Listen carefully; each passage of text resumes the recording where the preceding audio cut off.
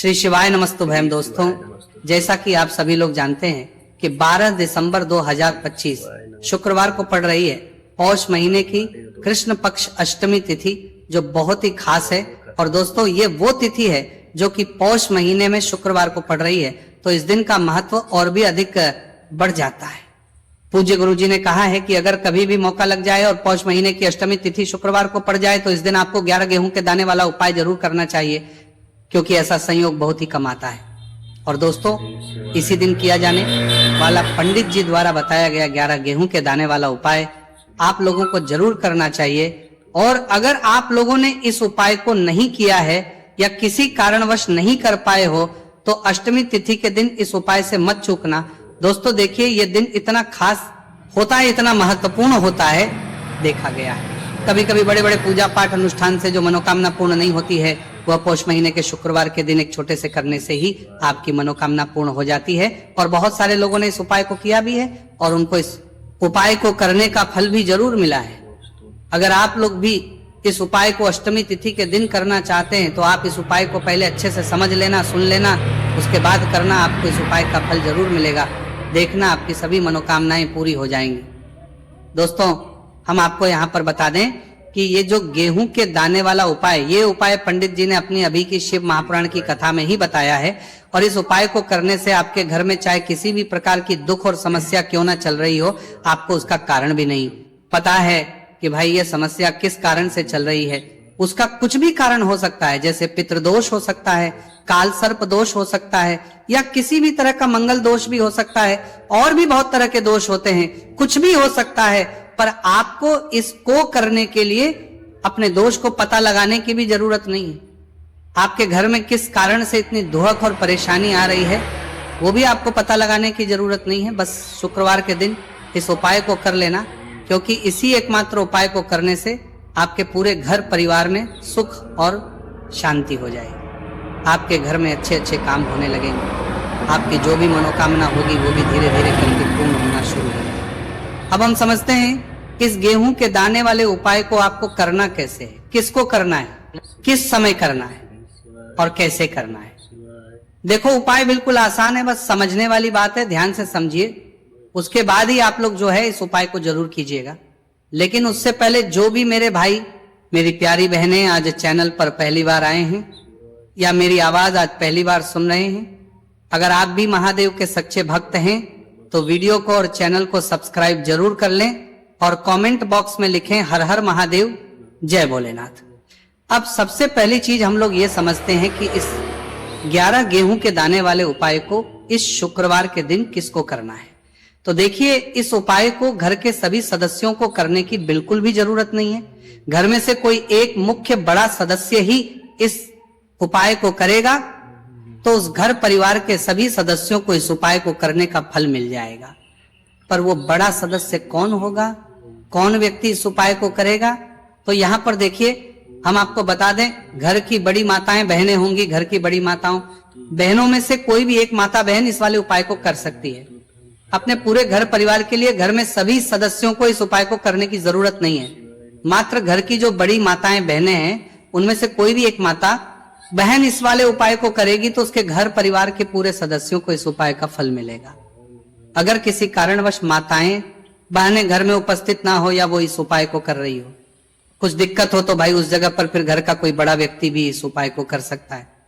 माताओं बहनों के कहने का मतलब ये था कि माताएं बहनें घर की लक्ष्मी होती है। जब घर की लक्ष्मी कोई उपाय करती है तो निश्चित ही भगवान शिव जी बहुत जल्दी प्रसन्न होते हैं और उपाय का फल में बहुत जल्दी और बहुत बड़ा करके भी यहाँ पर देते हैं। तो आप लोग ये बात समझ गए होंगे।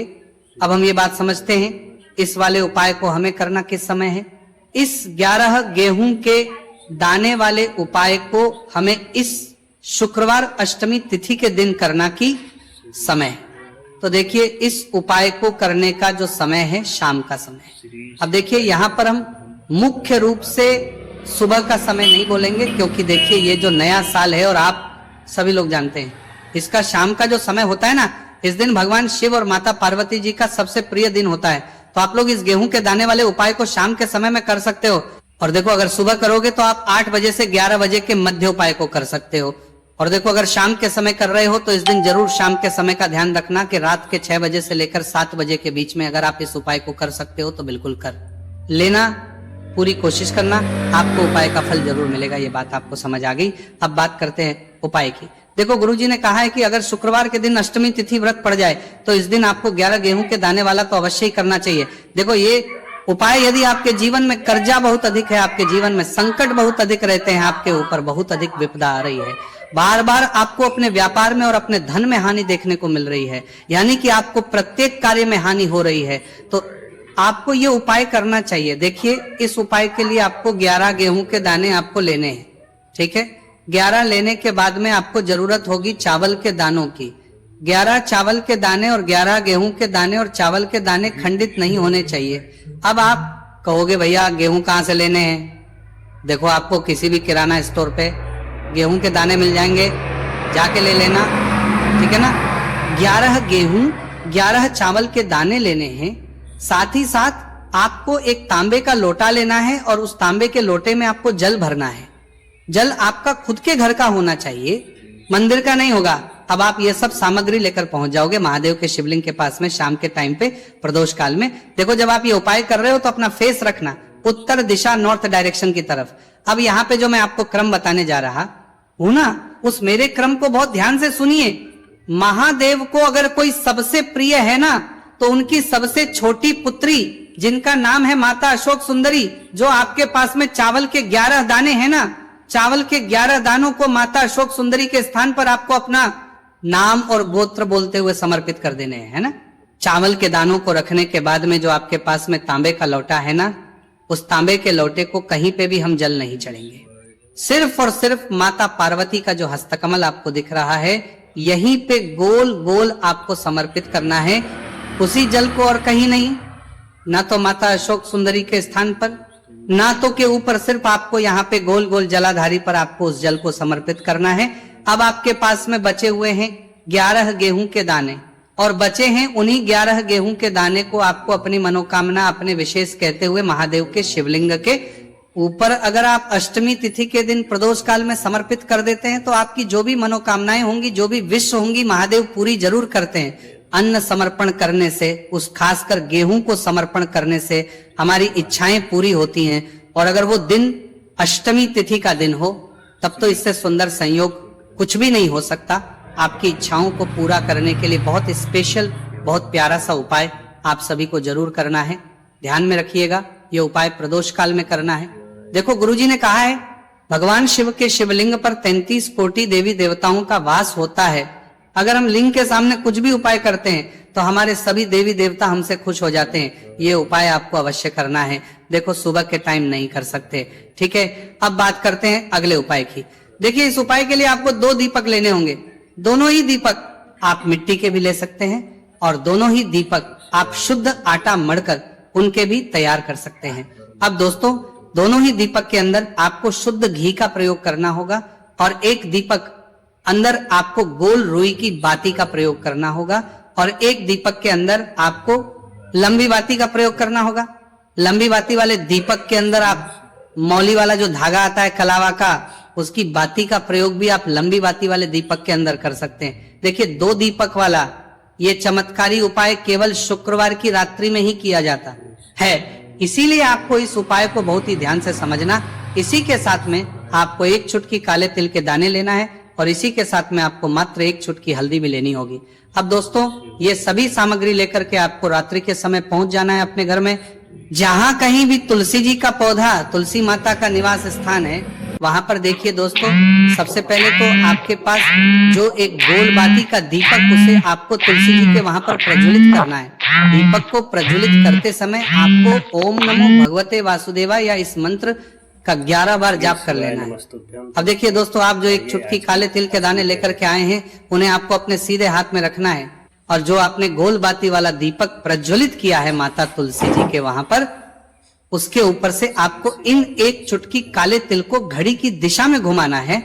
आपको अपना नाम और अपनी गोत्र को बोल देना है और फिर आपको इन काले तिल को उससे जलते हुए दीपक के अंदर डाल देने हैं। देखिए काले तिल भगवान विष्णु के पसीने से उत्पन्न हुए हैं और जब हम ये दीपक रात्रि में प्रज्वलित करते हैं तो इससे हमें हमारे कर्ज में राहत मिलती है, हमारे जीवन में धन प्राप्ति के नए नए मार्ग खुलते हैं, हमारा अगर कोई भी कार्य रुका हुआ है तो वह भी परिपूर्ण होता है। देखिए गोल बाती का जो दीपक है, विशेषकर हम माता तुलसी के वहां पर भगवान विष्णु और माता लक्ष्मी के निमित्त प्रज्वलित कर रहे हैं। इस प्रकार से आपको ये दीपक प्रज्वलित कर देना है।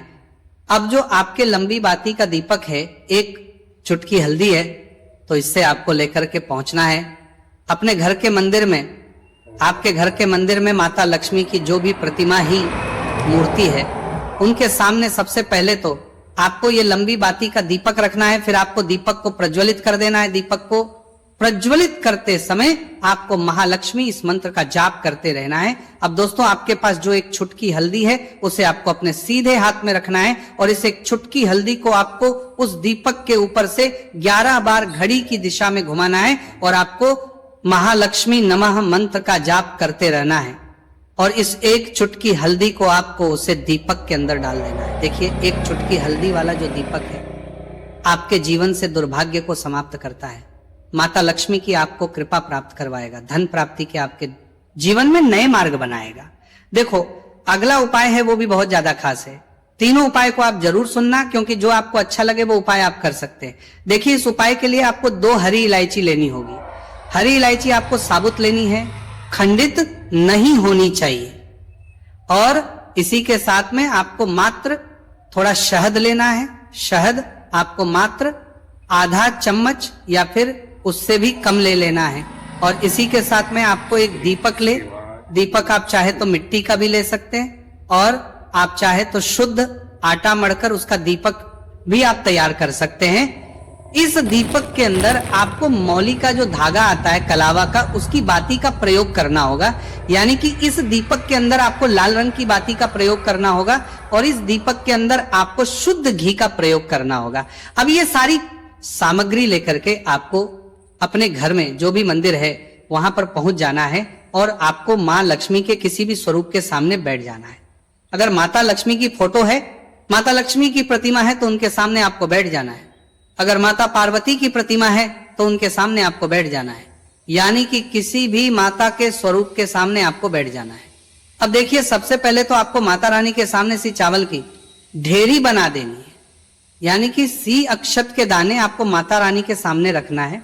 उसके बाद आप एक दीपक लेकर के गए हैं, उस दीपक को आपको उन्हीं चावल के दानों के ऊपर रख देना है और फिर इस दीपक को आपको माता रानी के सामने प्रज्वलित कर देना है। देखिए इस दीपक को प्रज्वलित करते समय आपको लक्ष्मी नम इस मंत्र का लगातार जाप करते रहना है।